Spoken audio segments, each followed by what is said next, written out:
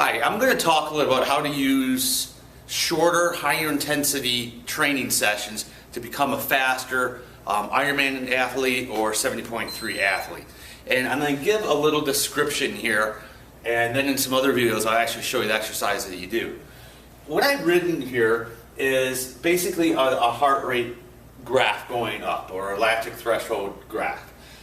Here we have our anaerobic threshold that you should be all aware of, okay? And what I wrote down here is your typical training distance that most people kind of train at or want to race at. Typically in a sprint race, you're going a little bit above anaerobic threshold. Olympic, maybe really close to it. And then 70.3, a little bit slower, and then 140.6, or Ironman, a little bit slower. Most people will do, and I'm going to talk about most people are training volume, okay? And you don't have to do that. And that's kind of the point of this, how to incorporate shorter, faster, high intensity workouts into your Ironman or half Ironman training. So a lot of people are going off. I want to ask you this: when you typically go off for your ride, and you say I need to bike 112 miles or 70 miles, the main thing that's usually to slow you down is what's called your fatigue resistance. Okay, your legs are just going to tire up. Now, one way of thinking to train to have increased fatigue resistance, or so you don't slow down or you can maintain that class, is train in volume. So you would maybe typically start off with a shorter ride and gradually increase the volume.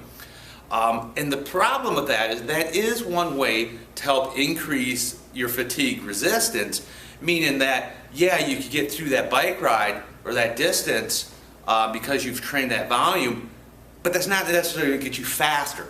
Okay, and I'll explain why here. To get faster, you really need to train a little bit more with intensity. Okay, intensity should be the focus rather than volume. And a lot of people are training a lot of volume. Okay, and you're going to race at what you train the most, and we see this all the time. So typically, like Ironman, maybe you'll be training like in the zone 2 area, and a half maybe in a zone 3.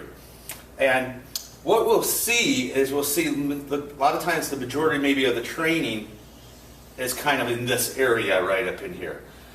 Okay, here's the problem. So you spend most of this time training in this zone here, but then when it comes race day, you say, I want to race Ironman here, or close to zone 3, or faster. Okay, the problem is you spend all that other time training at that slow and long volume. So even though you might try to go ahead and train, or on race day, kick it up a notch, your body is most efficient about where you spent the time training. Okay? Your body is the most efficient, or it's going to want to go back to where you train the most. So even though your goal may be this intensity here, your body is more comfortable there because you've trained more. So your body's going to shift back like that, more than likely. Okay? Now, a different thought though. If we spend our time doing higher intensity training, okay, so maybe you're training higher intensity, you're pushing it a little bit harder in the zone 3s, you're training actually above race pace if possible. At the minimal, you want to train at race pace, okay? What will happen there is, let's say you want to train out here, so your still goal is to race or get a little bit faster, but your body is so already right here, okay? So here, so it's easy to try to push that envelope here, but then if you fall back into where your body is most comfortable, you're still here rather than way down here, okay? And another problem with training all this volume, so if you're going from multiple 100-mile rides, you're training long and slow usually, and you could try to incorporate some higher intensity training into it. The problem is you're tired because you've been doing so much volume, so it's harder for you to get the higher intensity workouts in. So this is just a short little graph to kind of try to give you an idea or a picture. If you're spending all your time training here, more than likely that's where you're going to race. If you could spend your time training at higher intensities, race pace or above, even if you drop back during the race, you're still going to be here. Now, some people will think that this only applies to top age groupers or professional athletes. One thing that you'll find in the professional athletes is that they are all these training, their Ironman training or their 70.3 training and race times are much more higher intensity up in here.